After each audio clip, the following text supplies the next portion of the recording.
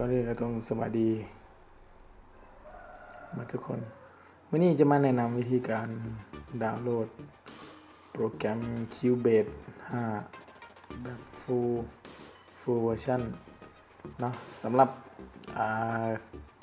คนที่ต้องการอยากเอาไปเฮ็ดคลิป cover เสียงหรือว่าเฮ็ดเพลงอย่างต่างๆเอาเริ่มกันเลยหลังจากที่กดลิงก์อยู่กองคลิปตัวนี้ลงไปแล้วเนาะมันก็จะขึ้นหน้าตานี่ขึ้นมาให้สิเลยเฮาก็กดดาวน์โหลดไฟล์กับประมาณ100ปลายกว่าเมกหลังจากที่กดดาวน์โหลดแล้วเนาะถ้าหากว่าเขาบริใช้โปรแกรมอย่างช่วยในการดาวน์โหลดมันก็จะซีลูกศรมาให้มันสิดาวน์โหลดอยู่บนนี้อยู่บนลูกศรออกมานี่แต่ในที่นี้เขาเจ้าใช้โปรแกรม IDM Download Manager นะมันก็เลยขึ้นแบบซีมาให้นะสำหรับอันนี้ที่การดาวน์โหลดดาวน์โหลดไปเลยเนาะปล่อยไปสมมุติว่ามันดาวน์โหลดแล้วนะบัดนี้เนาะไฟล์มันก็อยู่บนนี้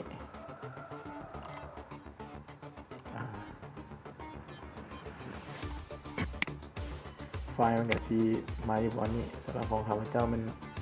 โปรแกรม IDM เด้อดาวน์โหลดCubase 5ตัวนี้มันดาวน์โหลดมาเรียบร้อยแล้วเนาะเขาก็ดับเบิลคลิกใส่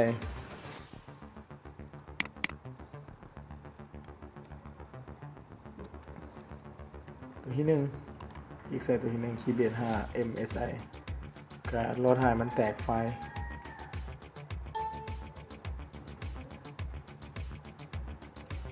ตัวนี้ถ้าว่าผู้ใดอยากแตกไฟล์ก่อนก็ได้เด้อแต่ว่าเขาเจ้าคลิกเสียเลยยุ่งยากสบายดีก็เซ็นขึ้นมาแล้ว install แล้วก็เลือกเอา accept แล้วก็กด next กด install อีกบัดนึง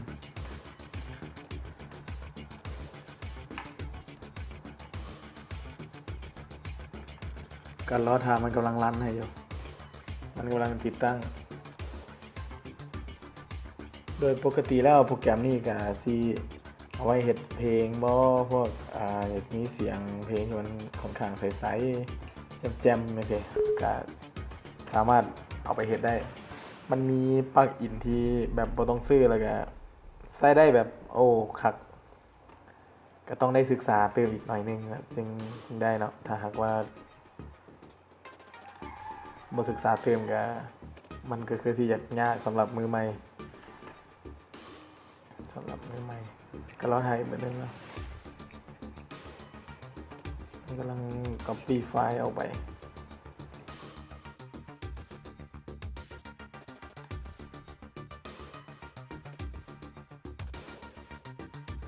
เฮามาปิดอินเทอร์เน็ตก่อน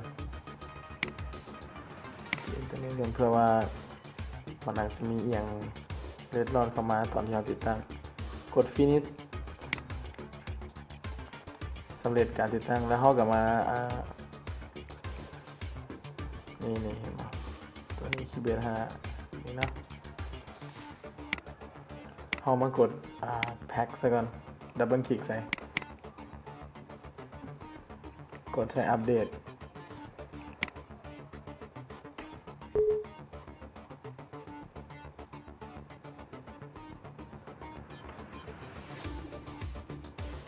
มันก็สิทำการแบบเก่าฮะ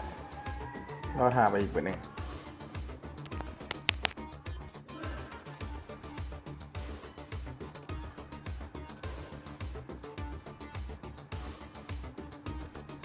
การติดตั้งก็บ่ได้มีอย่างยากมันก็คือ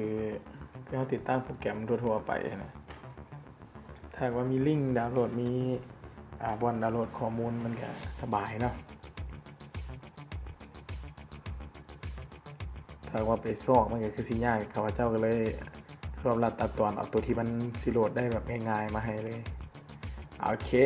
กด finish แล้วเราก็ปิดไป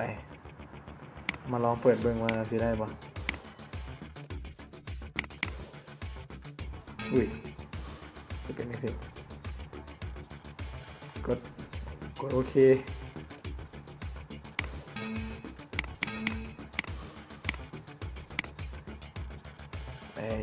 มันเปิดมาให้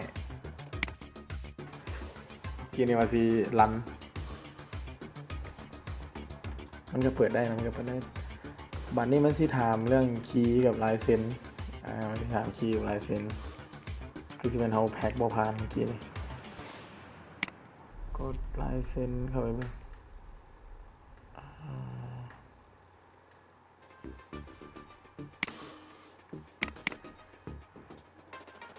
เดี๋ยวเข้าเบิ่งใหม่เอาไม่ใช่ครับคีย์เบสโอเคเข้าใหม่กดแพ็คเติมอีกเท่านึงรีเฟซลองมึงวิวออลลองวิวบางลายเซ็นโอ้คือสิแมนเขาแขกบัวพานเมื่อกี้แขกบัวพานเดี๋ยวลองแพ็คลงมาต้องแพ็คอีกเท่านึง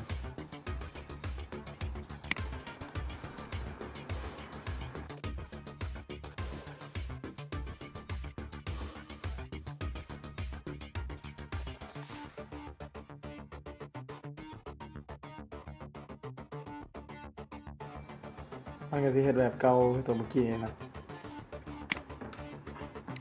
ฟินิชลองเบิ่งโปรแกรมอีกเทื่อหนึ่งบ้างนี่ว่าสิเป็นแนวใดรันมันก็สิแต้วออกมาอีกคือเขากดโอเคไปมาละมันสิถามคีย์ป่ะทางคีย์ที่ก็โอเคแคนเซิลไปวันนี้เรามาเข้าอีกตัวหนึ่งเป็นตัวแพ็คลิงที่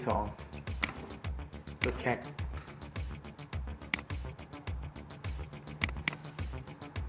ตัว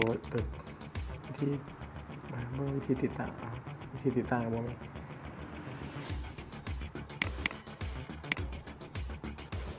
ปิดออกไปมันที่เขียนมาใส่เองโอเคเข้ามาเข้าตัวนี้ เข้าตัวนี้ตัวแพ็คตัวนี้มาแตกไฟล์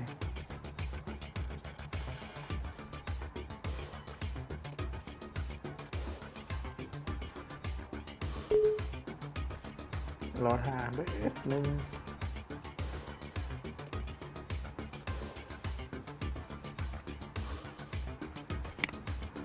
มันกำลังรันขึ้นมาให้เราถ่ายแบบนี้เนาะมารีเฟรชฮะโอเคมาแล้วตัวนี้เน็กเลย install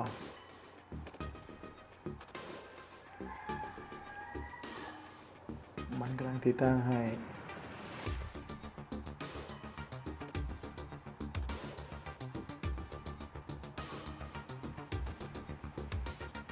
โอเค finish จึงแล้วก็ปิดลงไปก่อนรีเฟรชบ้านนึงแล้วก็มากดเข้าคิวเบสบ้านนี้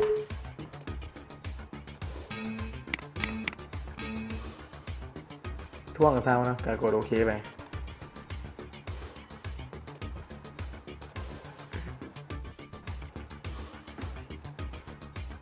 มาสังเกตเบิ่งว่าบ้านนี้มันบ่ท่วงให้ใส่คีย์เลยบ่มันบ่ท่วงให้ใส่คีย์แล้วแสดงว่าเขาแขกผ่านแล้วก็สิใส่ได้เลยแบบนี้นะเราถ่ายมันเปิดโปรแกรมปกติของโปรแกรมคีย์เบสเนาะมันสิใช้เวลาหน่อยนึง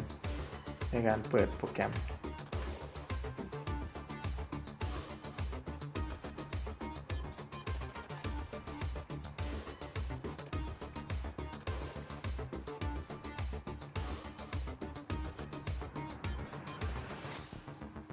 อย่าลืมเลยเนาะอย่าลืม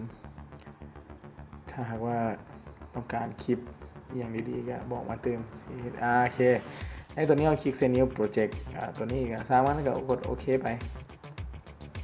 ตัวนี้เป็นบนเลือกเก็บไฟล์ว่าจะเอาไฟล์ไว้บนไหนถ้าไฟล์งานตัวที่เราบันทึกเนาะเขาจะเอาใส่ซ่องดีแล้วก็เอาไว้บนคลิปนี่ซะกดโอเคgo on แล้วก็เอาเป็น Register now เอาบาดนี้ตัวนี้มันหน้าต่างของโปรแกรมเลยเด้อมันเข้ามาได้เป็นเทียมห้อยละคลิกขวาใส่ add audio track แล้วก็กดโอเคSound Studio กดโอเคนี่นะก็แสดงว่าเป็นการติดตั้งที่สมบูรณ์เนาะโดยที่บทถามใส่คีย์แล้วกันบทให้ซื้อแบบฟรีๆกันเลยก็สิมีประมาณนี้เนาะสั้นก็ขอขอบใจสำหรับปุ่มไลค์ปุ่มแชร์พบกันใหม่ในคลิปหน้า